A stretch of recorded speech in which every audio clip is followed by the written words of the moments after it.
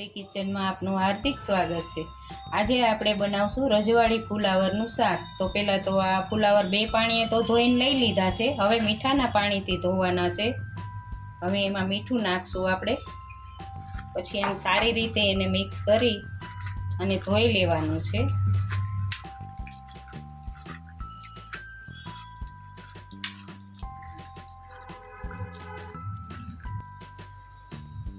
હવે આ પાણી ઉકળવા મૂક્યું છે, એમાં ફુલાવર બાફવાનું છે આપણે।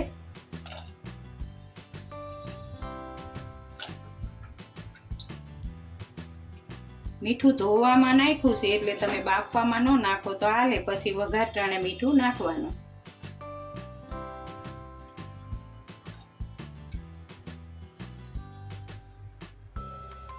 હવે આને બાફવા મૂકવાનું, ફુલાવર બફાઈ જાય પછી આપણે આગળ પ્રોસેસ।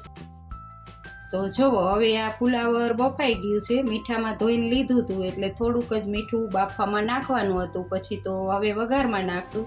પછી આ ડુંગળી, લસણ અને આદું ત્રણે મિક્સ કરીને ક્રશ કરી લીધા છે આપણે। પછી આ ટમેટા અને તીખી 2 મરચી છે, રજવાડી શાક છે તો તીખું તો છે જ તે।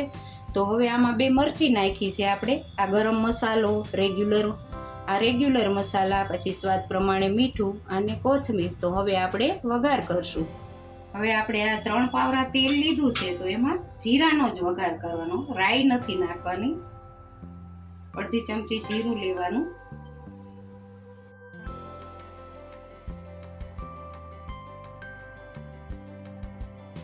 હવે આ જીરું ફૂટી જાય પછી એમાં હિંગ નાખવાની।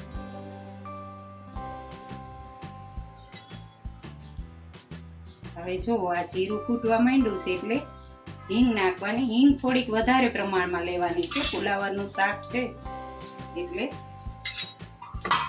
હવે પહેલા તો આપણે આ ડુંગળી લીધી છે એને નાખી દઈશું।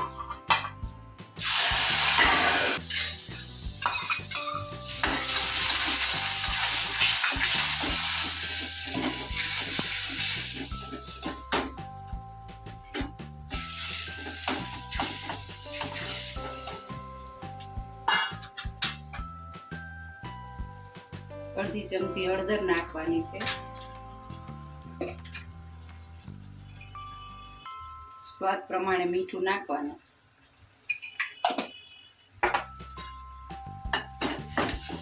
થોડીક વાર આપણે ડુંગળીને શેકશું એટલે કાચી ન લાગે।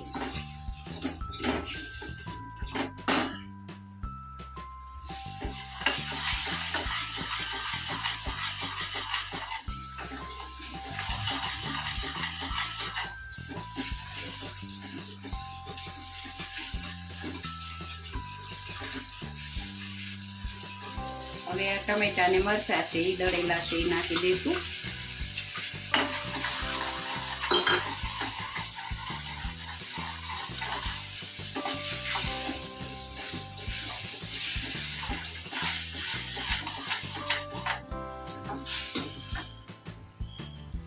હવે આને થોડીક વાર ચડવા દેશું આપણે। 1 મિનિટ ચડવા દેવાનું કે ડુંગળી અંદર ચડી જાય એટલે સ્વાદ સરસ આવશે।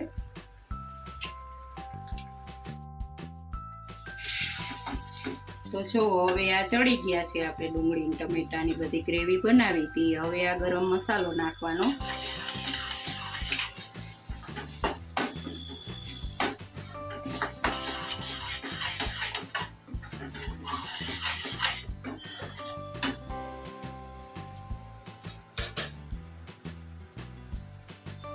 એક ચમચી લાલ મરચું નાખવાનું।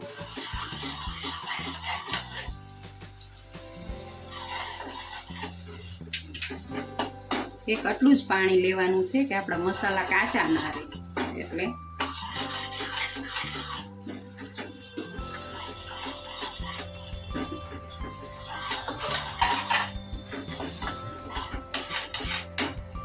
થોડીક વાર ગેસ ફાસ્ટ કરી લેવાનું।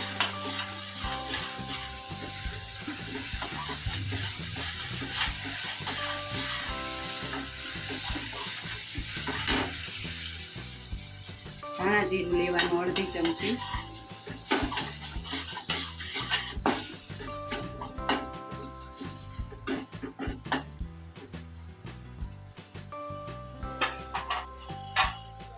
તો જો હવે તેલ ઉપર આવી ગયું છે એટલે આપણે આ ફુલાવર બાફેલું છે એ નાખી દઈશું અંદર.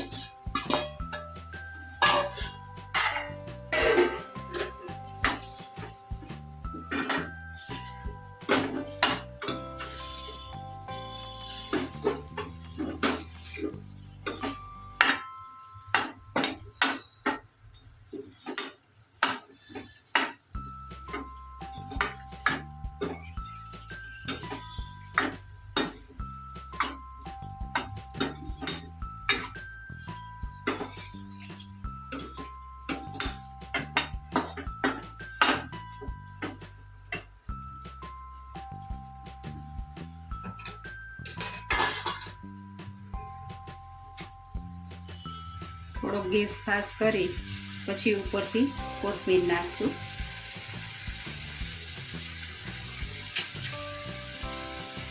હવે ગેસને બંધ કરી દેવાનું. તો જો હવે આપણું આ રજવાડી ફુલાવરનું શાક ટેસ્ટી બનીને તૈયાર છે. જો તમને આ મારો વિડીયો ગમ્યો હોય તો લાઈક શેર ને સબસ્ક્રાઈબ કરજો.